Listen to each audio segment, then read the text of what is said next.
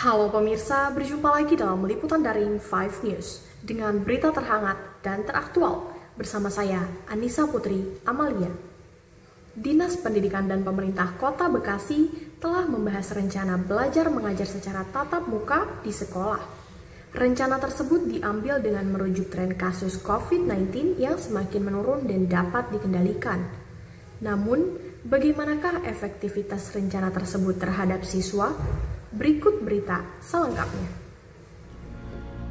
Berbarengan dengan diizinkannya sekolah tatap muka oleh Menteri Pendidikan dan Kebudayaan, Nadiem Makarim pada Jumat 20 November 2020, membuat Kota Bekasi mulai merencanakan simulasi sekolah tatap muka.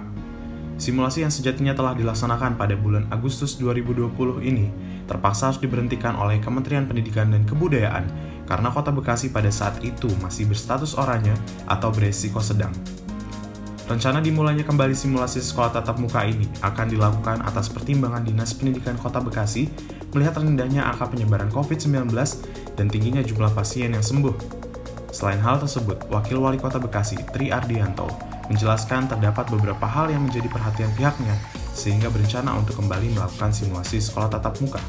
Antara lain, adanya tuntutan sebagian besar orang tua yang ingin sekolah tatap muka dilaksanakan, serta kemampuan para medis mulai dari tingkat puskesmas hingga rumah sakit yang memadai. Simulasi ini akan dilaksanakan di beberapa sekolah, yang dimana jika pelaksanaannya berhasil, maka Dinas Pendidikan berencana menerapkan kegiatan belajar mengajar tatap muka secara efektif mulai awal tahun 2021. Melihat dari tingkat kesembuhan, ya. Per hari ini tingkat kesembuhan dari warga masyarakat itu hampir 93%, di mana tingkat kematiannya hanya sebesar 2% dari seluruh jumlah warga yang kemudian terpapar. Jadi itu yang melatar belakangi terkait dengan uji coba tahap 2 terkait dengan belajar tatap muka. Kemudian melihat dari kesiapan para medis, kemudian juga sarana prasarana, kemudian juga tenaga kesehatan. Tenaga kesehatan kita persiapkan termasuk relawan-relawannya, kemudian kamar-kamar, ya, karena memang tingkat kesembuhannya sekarang pun semakin tinggi, ya.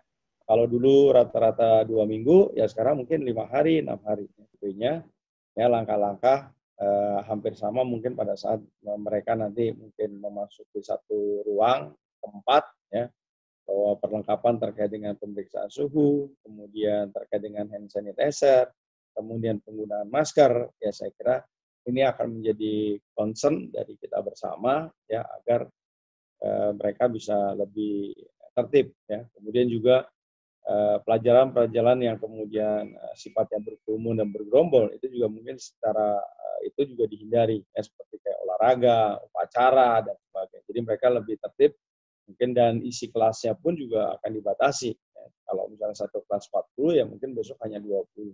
Di beberapa sekolah yang kita lihat memungkinkan untuk dilakukan role model tahap 2 ini. Komitmen dari para orang tua untuk mereka tetap menjaga anak-anaknya, kemudian untuk tidak berkeliaran juga. Saya kira sama-sama pengawasannya nanti. Dan tentunya adalah keikhlasan dari orang tua, ya, yang selama ini kan tentunya juga masih dibarengi ada traumatis, ya, apalagi kalau mungkin tetangganya, keluarganya, saudaranya pernah mengalami kondisi terpapar oleh COVID-19.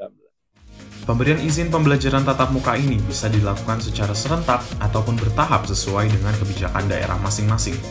Tentunya kegiatan ini harus memenuhi syarat yang telah ditetapkan oleh Kementerian Pendidikan dan Kebudayaan, seperti ketersediaan sarana sanitasi, menerapkan strategi 3M atau memakai masker, mencuci tangan dan menjaga jarak, dan yang paling penting mendapat persetujuan dari komite sekolah atau perwakilan orang tua.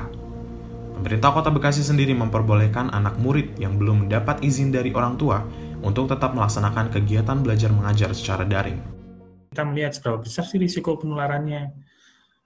Nah ini kalau kita bicara COVID, kita bicara dengan pencegahannya juga, dan kita bicara dengan yang namanya 3M sama ventilasi durasi jarak. Jadi disebutkan bahwa kalau di dalam satu ruang kelas tatap muka itu semuanya pakai masker, kemudian ventilasinya bisa diatur, maksudnya dibuka semua, jadi sirkulasinya bagus, udara keluar itu ada, tidak tertutup menggunakan AC, dan kemudian kelas itu dibatasi jadi tidak terlalu panjang. Jadi minimal misalnya harusnya biasanya 50 menit, itu mungkin dipadatkan jadi 30 menit.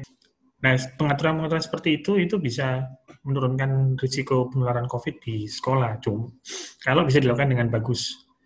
Hanya masalahnya, bagaimana caranya kita tahu itu bisa terjadi. Nah, itu kan kita perlu assessment dulu, kita perlu catatan simulasi memang dilaksanakan benar-benar. Dan ini kalau SMA ke atas itu lebih mudah diatur.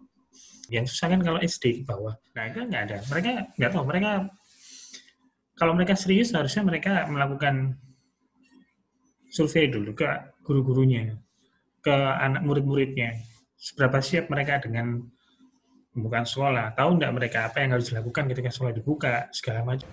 Baiklah rekan-rekan 5TV, sekian berita yang dapat saya sampaikan.